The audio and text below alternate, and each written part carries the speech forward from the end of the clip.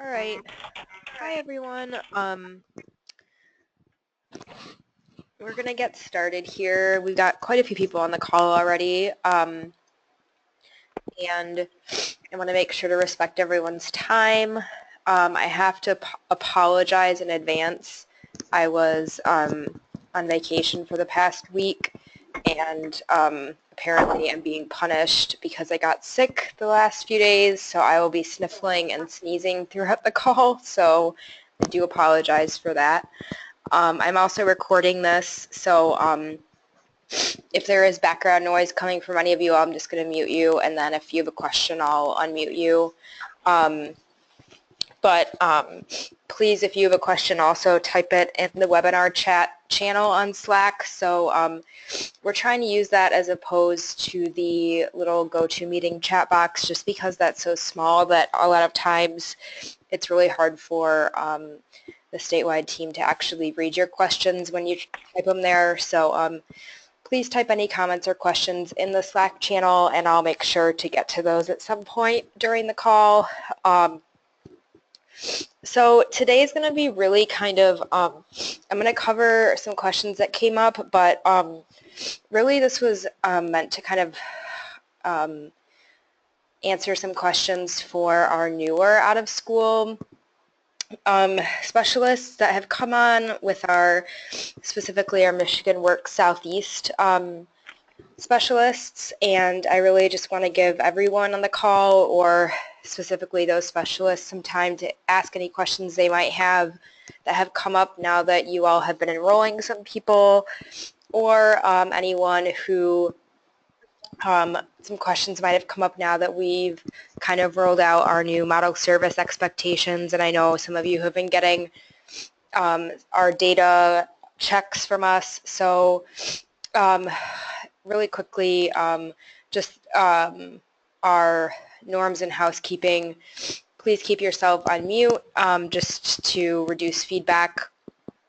And like I said, type any questions in the Slack channel.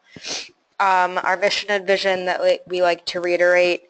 Our vision is that every young adult is educated, employed, and career-bound, and our mission is to equip young adults with the skills to overcome barriers and win in education, employment, and as citizens. So again, really the two main topics I'm going to be covering are using the Dropbox resources, because Kristen, you had kind of brought that up on an email, so I'll be covering that for a few minutes, and then just kind of opening it up to any questions that have come up from you all to make sure that we cover anything that you guys need. So throughout, I'll just be checking Slack to make sure that that I'm addressing any questions that you guys have, but feel free to jump in with questions as well. That's really what this time is here for. It's to make sure that you know, anything that you guys need, this is what that time is for. So starting with Dropbox, if any of you need kind of like some one-on-one help navigating Dropbox, please let me know. You know, I can walk through that with you. But once you log in, you should see a screen that looks like this. And the main folder that you all are going to be kind of finding resources that will be helpful for you, I would suggest, is really going to be in the out-of-school model folder. And we did kind of mention this at the Jackson training. It's been a really slow process. I've been diligently working to make this as user-friendly as possible. The main thing here is when you go into out-of-school curriculum, there's a couple of different folders that I think that you all will find useful. The first one is going to be out-of-school competencies. So when you click that folder, there's a couple different documents. As we explained, the 20 out-of-school competencies, there's a couple documents that kind of highlight those for you. So these are really the 20 competencies that JAG has identified that students need to get a job, and that when you are entering model services, you'll be picking which one of the competencies you are kind of teaching or delivering to the student that you are working with. So these documents just explain the competencies. Then what we have in here is some different chapters from the handbook that kind of go into detail about them a little bit more. And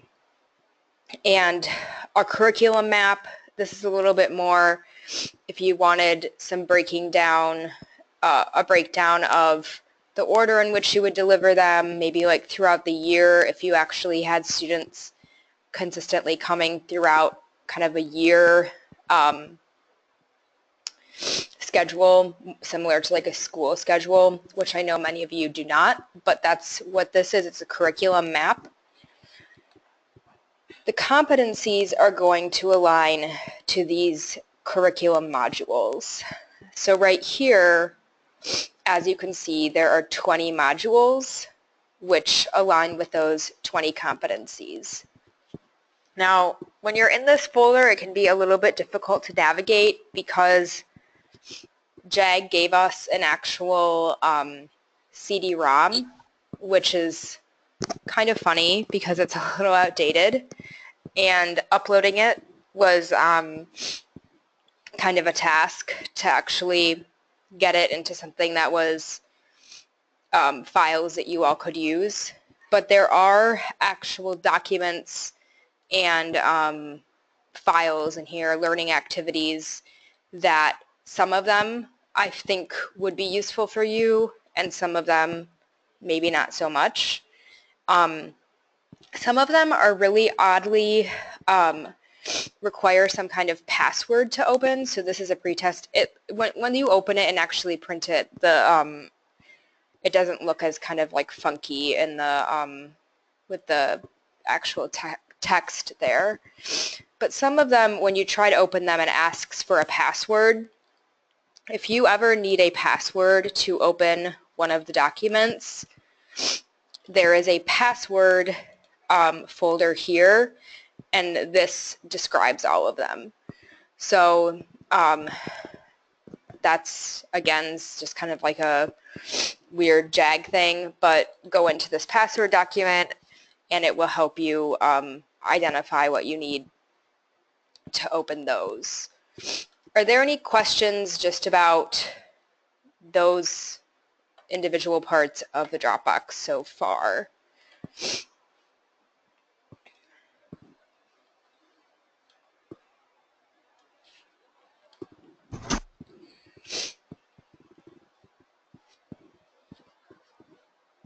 Okay. So, like I said, these actual modules can be a little bit maybe outdated or maybe a little bit difficult to navigate. That's something that we are working on making a little bit more user-friendly and a little bit more student-friendly as time goes forward. So then we have some additional curriculum resources in this folder. Anytime that we run across resources that we think might be useful for our specialists, we'll put it in this folder for you all to access. Right now there's a manufacturing educator guide that I found, and this has a lot of different it's essentially a curriculum just around manufacturing, and is just all different types of activities and learning about the actual jobs in manufacturing. So if you are, getting your students ready for a manufacturing day, if you're bringing them there, if you're preparing your students for our CDC event and they might be presenting on the manufacturing industry, this might be a great resource for them. If a student is actually interested in the manufacturing industry, this is something that you might be able to use. So really anything that we run across, we kind of just put into this folder here. There's a career survey and so on. Then, excuse me, there's also a specialist shared lessons and projects folder.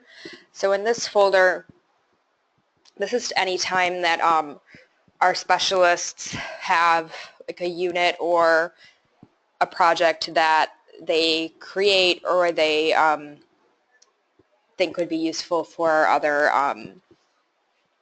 specialists to have, and that's in this area. So the career research project, a couple months back, our specialist Jocelyn shared about this, entrepreneurship, financial literacy. Other is just kind of some stuff that I haven't really had a chance to look through yet, but I didn't want to delete it. I'm not exactly sure if it would be useful or not, but that's in there. PowerPoint slides, so some presentations that some specialists have used. So those are just some of the resources that are in there. And then the JAG Out of School Academy resources. This was like a JAG resource that they have a bunch of stuff in here. Again, not something that I've like really dove into yet, but it's here as a resource, and if you have time to look through it, it is absolutely there for you to look through. So Kristen, your question, where are you finding this? So again, if you are looking at the main Dropbox that you all are invited to, it says JMG Curriculum and Resources, so that these are the folders that you all should be seeing when you log into Dropbox. And then if you click on the out of school model, this is kind of where I'm trying to put any resource that would directly apply to an out of school specialist would fall into this folder. And then out of school curriculum, there's 3 main folders here. You've got the competencies, where there are documents on the 20 competencies that you're delivering. There are the curriculum modules, so that's where those 20 module folders are with the actual activities in them. And then the passwords folder. So Logan, I saw you just got on the call. Our out of school specialist, Logan, is the one who even noticed that we needed passwords for some of the folders. Hopefully those all are working for you. And then the extra resources that might be useful for, these are a little bit more not as directly aligned, but should be be helpful for some of the other things that you'll be doing with students. So that's the curriculum. The pre and post tests are also in here, which I know that specialists can also use those to kind of guide the curriculum around kind of like what students need to know.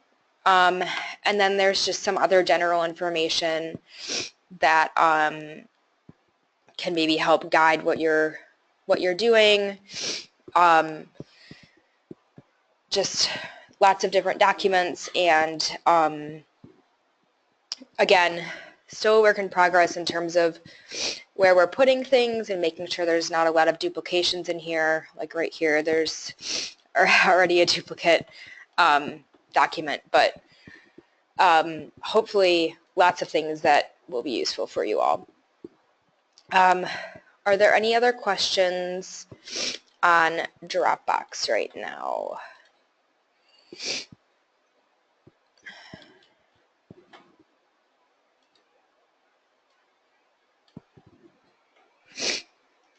And I again apologize for my excessive sniffling.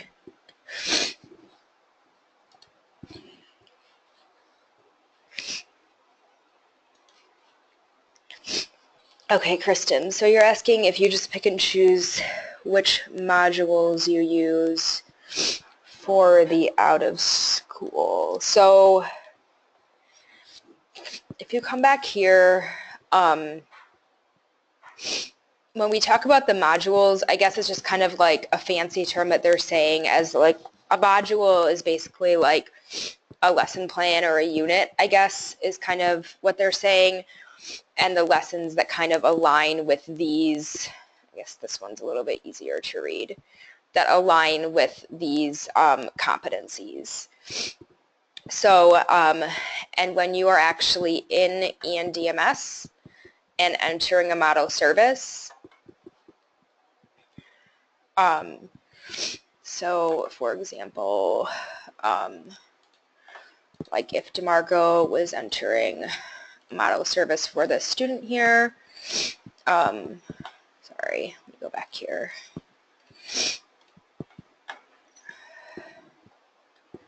So here are the 20 out-of-school competencies. And so these ones should or do align directly with these. And so there's 20 here. And then if you are in the Dropbox,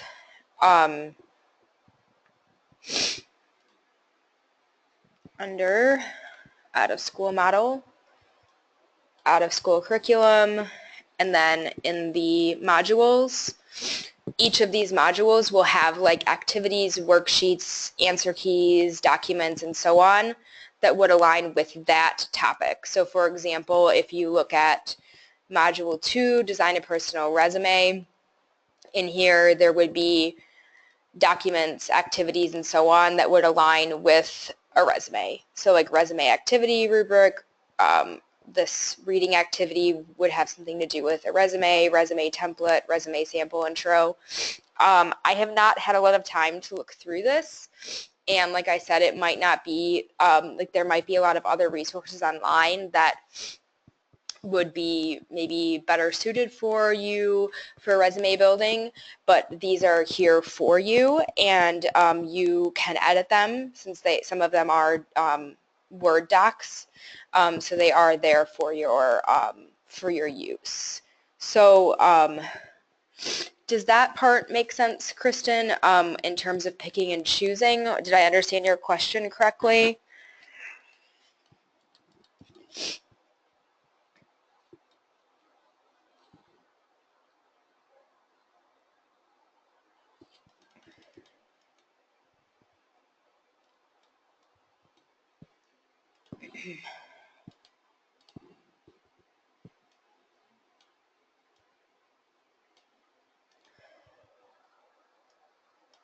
And you guys are always free to like actually speak if it's easier to speak out loud your question, because sometimes it's easier for me to understand your question as opposed to if you're typing it.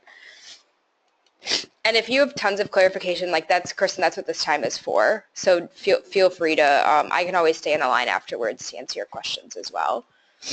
So Lamar, you're asking, is the participant profile application, are you asking about like the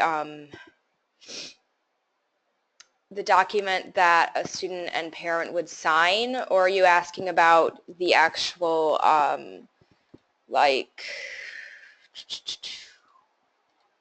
like this right here printed off?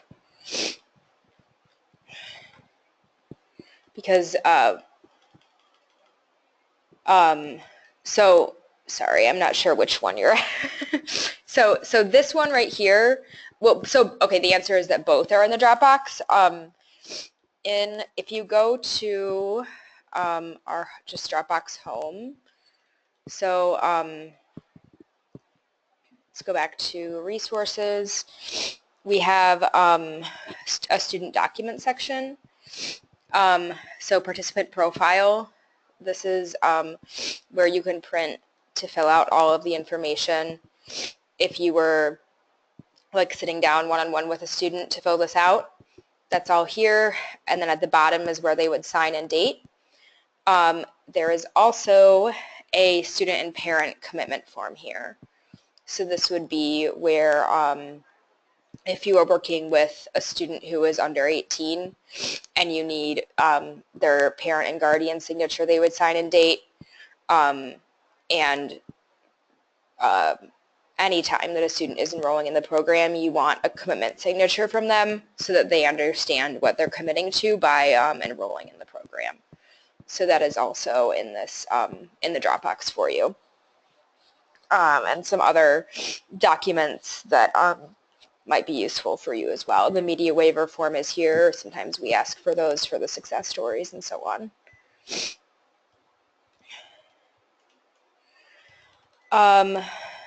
So any other questions about Dropbox right now?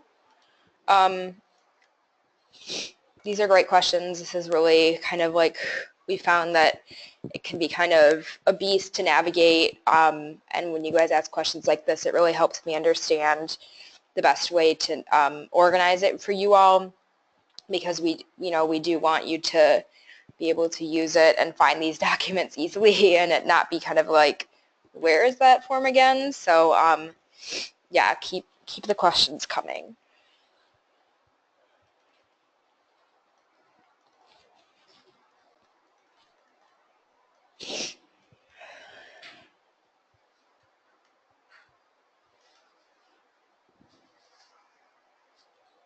Okay, are there, so again, for those of you who maybe jumped on the call a little later,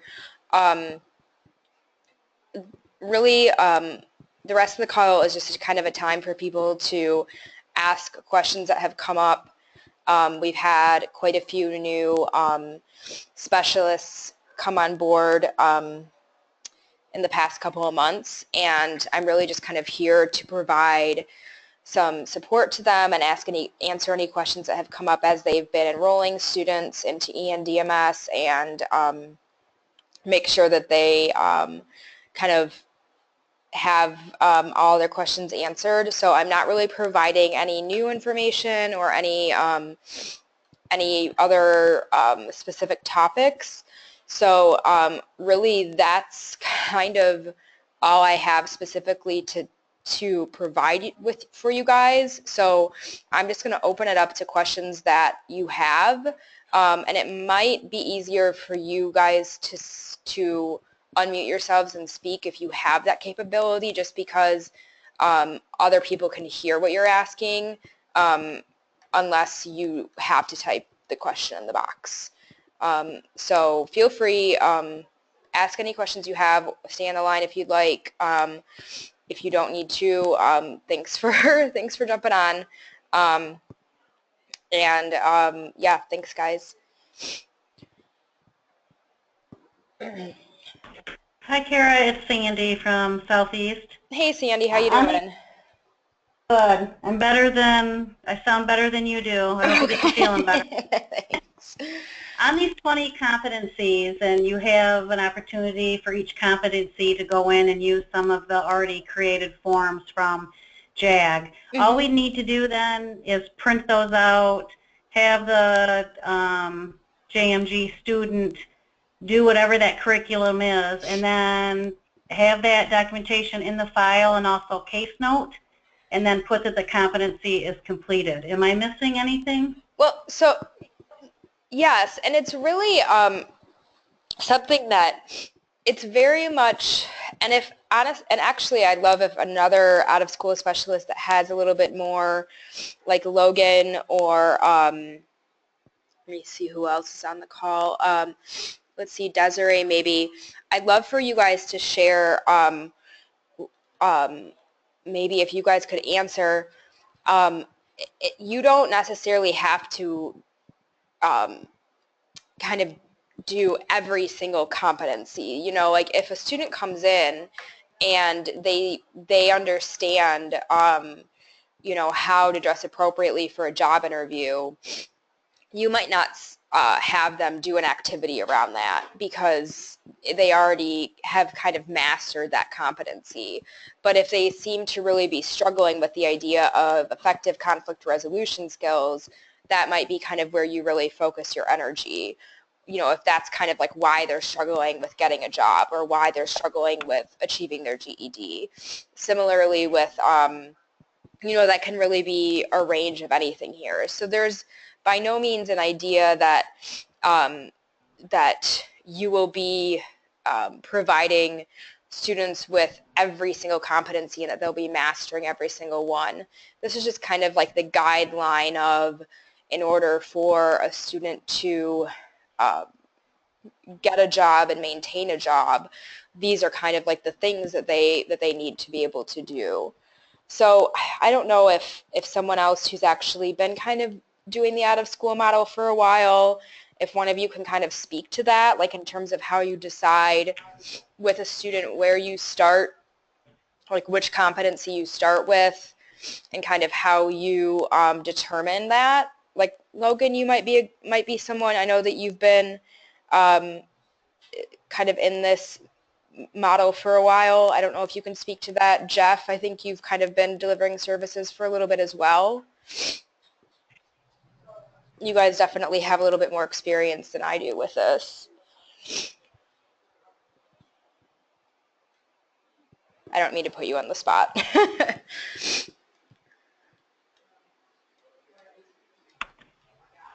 This is Sandy again. So if we talk to a student or a youth and we believe that they're proficient in it, Yes. then we just case note it and then take credit for that competency.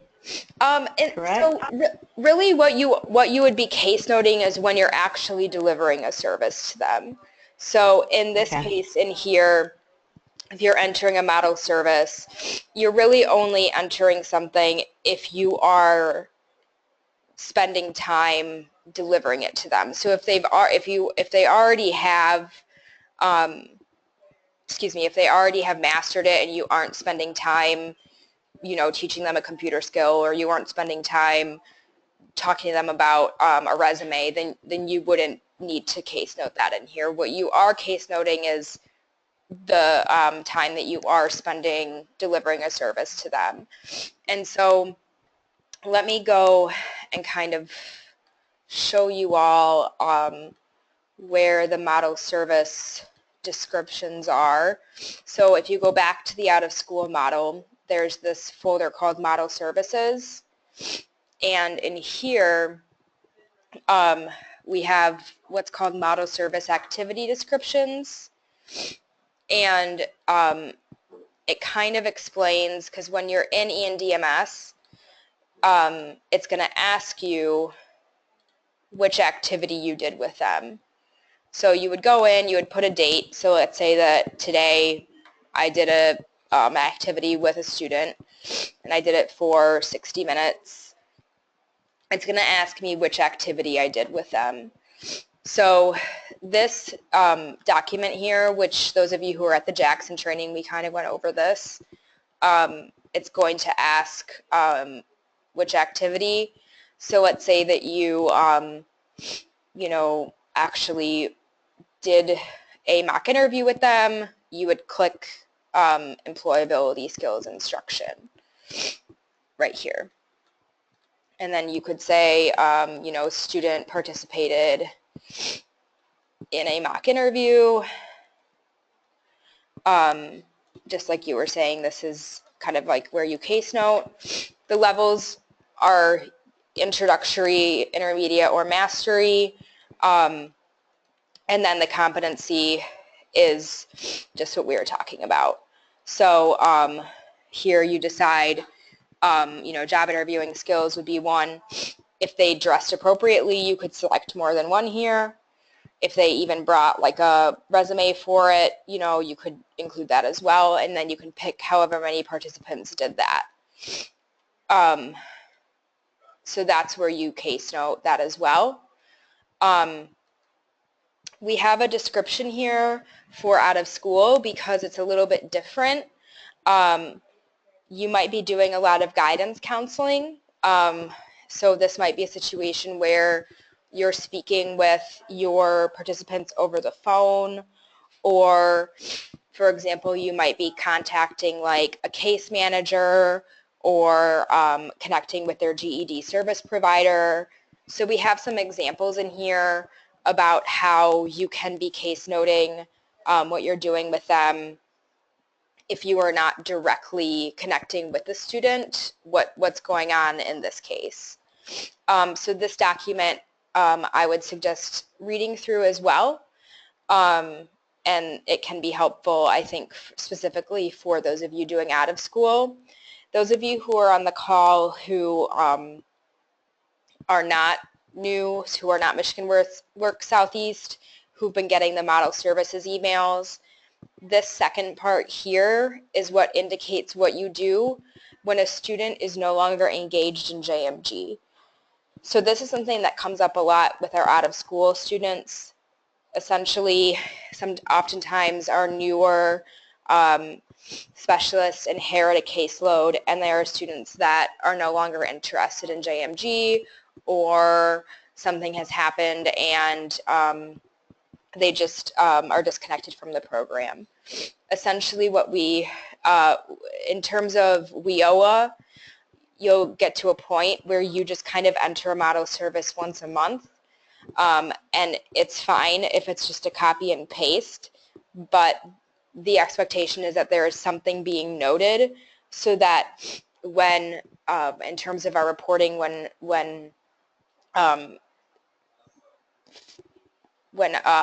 we go in, or when JAG National goes in to see the that services are being delivered, that there isn't nothing in the system. So that's to clarify for that. I saw, Tommy, that you had a question there about where the recorded webinar sessions are. So that would be in the webinars folder here. We have a link to both our JMG webinar links and JAG National webinar links. Hopefully once you just go to the YouTube channel for JMG, you'll start to just see all of the JMG webinars. Similar with JAG National, you'll see their webinars as well. Well, I guess those are not webinars, but if you click on one of the JAG National webinars, you can see some of the other ones that are there. Ours will probably be a little bit more useful. The JAG webinars are quite long, and but they are definitely worth, they're much more ENDMS heavy, so if that's the part that you're struggling with, I would definitely suggest watching them. Ours are much more around like model services and new specialist training. So that again is just in the webinar folder on our curriculum resources Dropbox. Let me see here. You also put the webinars on Slack as well, correct? Correct, yes. They are in the webinar chat channel, and afterwards I usually post them to the general channel as well. So like today I'll post this one right after we're done. Let's see. So how many competencies do you have to complete per student? What's the minimum number? So again, this is really a case-by-case basis. If you have a student that comes in, let's say you enroll them this month, and they achieve their GED in like 6 weeks. Well, okay, actually, let me back up. The expectation that is outlined here is that you are entering, that when a student is enrolled, that you're entering one model service entered per week for each of your students who are enrolled. So it does, because, so that's about, because the JAG National expectation, and again, this number is not meant to freak you out because we know it's a very high number, it is 80 hours per student if they are enrolled for a full 12-month period. A lot of our students are not enrolled in the program for 12 months. A lot of our students earn their GED much more quickly than that. So, but if they are enrolled, there should be a documentation in ENDMS that they are receiving a service from their specialist at least once a week. So it's a little bit less about how many competencies they're getting as it is to show that you are kind of delivering services to them regularly. And it's more about the specialist making the decision about which competencies are most needed from that student. So that's where, we just trust that you have the relationship with the student and you are determining what is most needed for them to be successful in the workplace and to be successful in achieving, the academic credential that they're working toward. So there's no oversight in terms we aren't going to go into ENDMS and see that you, did all 20 competencies. It's, again, we trust the work that you're doing and trust the judgments that you're making with all of our specialists just do really great work. So if that makes sense. Other questions about all of the topics that we've covered so far? And Kristen, again, we can schedule a one-on-one call over like the actual phone, or we can you can type your questions if you need to.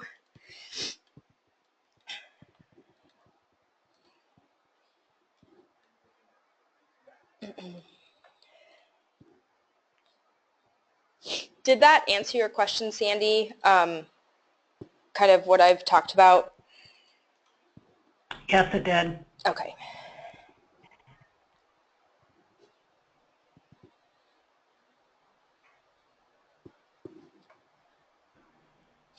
And then for the Michigan Work Southeast team, how are you guys doing with actually entering the profiles into the system? Is that something that you need a little bit more assistance with, or is that something that you've kind of figured out as you've done it now a few times? Are there any questions around that I can answer?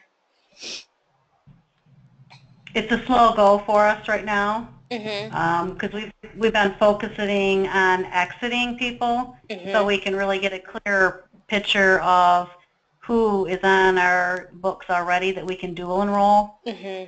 So we're slowly getting there. We're not where we need to be yet, but that is the focus moving forward. So this is very helpful because some of the counties have been entering, a handful of them, and then we have some other counties that have not yet, but they will be very, very, very shortly. Okay.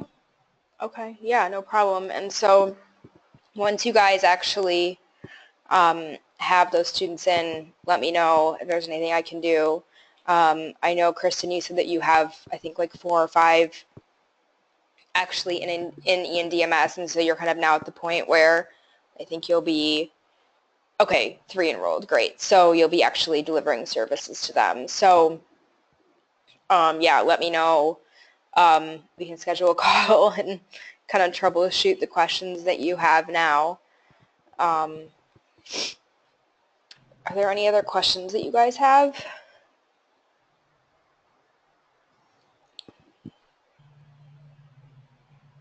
I think too, Kara, what we're going to be doing is when I'm over in the other counties like Washtenaw and Jackson, is sitting down with them, and we may email you or call you right when we're in at that point if we have specific questions. Sure. Will that work as well? Yeah, definitely.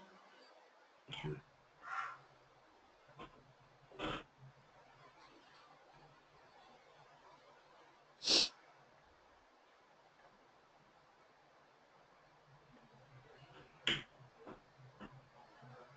I would think that probably is it for us. Okay. Unless you have anything else that you need to go over. No, this is really just kind of here to give you guys, support. And yeah, I think Tommy's question about the these webinars that are already here will be helpful. The new out of school specialist webinar, a lot of that might be like a little bit repetitive of what we talked about when we were in Jackson, but it will also be helpful because it, that was a couple months ago. It was so much information and it's condensed into an hour. So I think that it re-hits a lot of the main key points. So I would definitely recommend the new out of school specialist webinar if there was one that you wanted to watch. It's only an hour total. And that can be really helpful for like some of the main things that you might be kind of like trying to remember from that training. And yeah, anytime that you guys have questions, excuse me, my next week, my schedule is pretty open, so we can schedule a call, and Kristen, I'll just send you an email and we can schedule a time to chat. But thanks. Thank you. We really appreciate your time. Of course. Yeah, so again, thanks for coming, guys. I apologize for my sniffling, and we'll talk with everyone soon. Have a good rest of your week.